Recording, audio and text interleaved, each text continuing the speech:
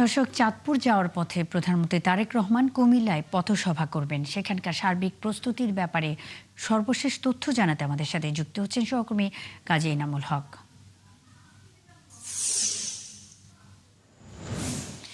এনামুল, প্রধানমন্ত্রীকে স্বাগত জানাতে কি ধরনের প্রস্তুতি নিয়েছে বিএনপি নেতাকর্মীরা, আর নিরাপত্তা ব্যবস্থা কেমন দেখছেন?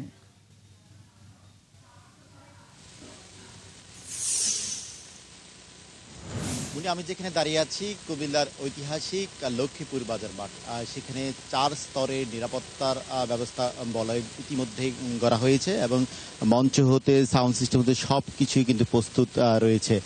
সময়ের সাথে সাথে কিন্তু নেতাকর্মীদের ভিড় বাড়ছে এই সমাবেশকে কেন্দ্র করে। দীর্ঘ 25 বছর পর প্রধানমন্ত্রী আবারও এই সভাস্থল থেকে নেতাকর্মী সহ সাধারণ মানুষের উদ্দেশ্যে বক্তব্য রাখবেন। এর আগে দীর্ঘ 40 বছর আগে প্রয়াত রাষ্ট্রপতি শহীদ জিয়া রহমান এই মাঠে কিন্তু তিনি ভাষণ দিয়েছিলেন।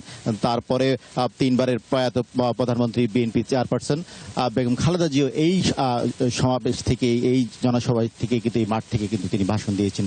তার কারণে কুমিল্লার মানুষ কিন্তু অধীর আগ্রহে এখনো কিন্তু সেই সভাস্থল আশেপাশে কিন্তু ভিড় জমছে।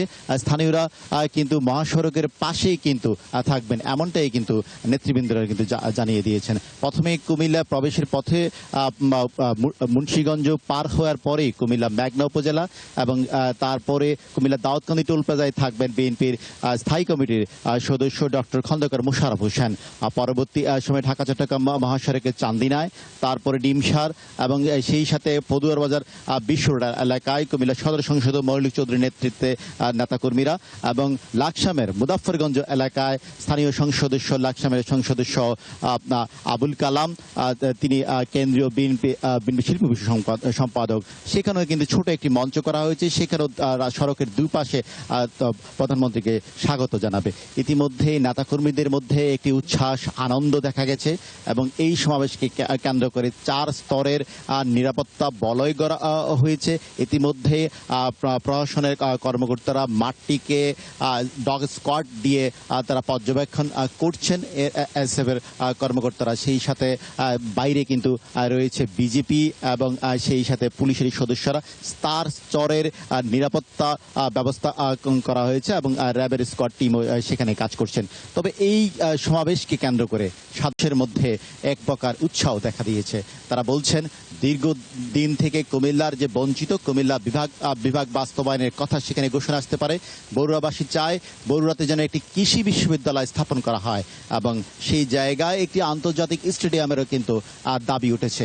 তবে স্থানীয়রা বলছেন দীর্ঘদিন পরে ক্ষমতার মাত্র শুরুতেই কিন্তু বিএনপির চেয়ারম্যান জনাব তারেক রহমান সেখানে আসবেন এবং নেতাকর্মীদের উদ্দেশ্যে বক্তব্য রাখবেন। তারা অধীর আগ্রহে, সময় যত বাড়ছে নেতাকর্মীদের ভিড় কিন্তু বাড়ছে।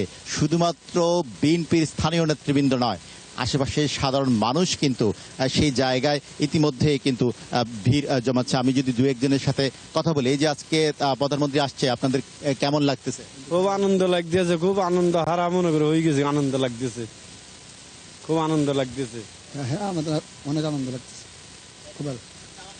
আসলে আমাদের যাতে বিবেক স্যার, বিবেক আমাদেরকে ভালো চলে, এটা আমরা চাই।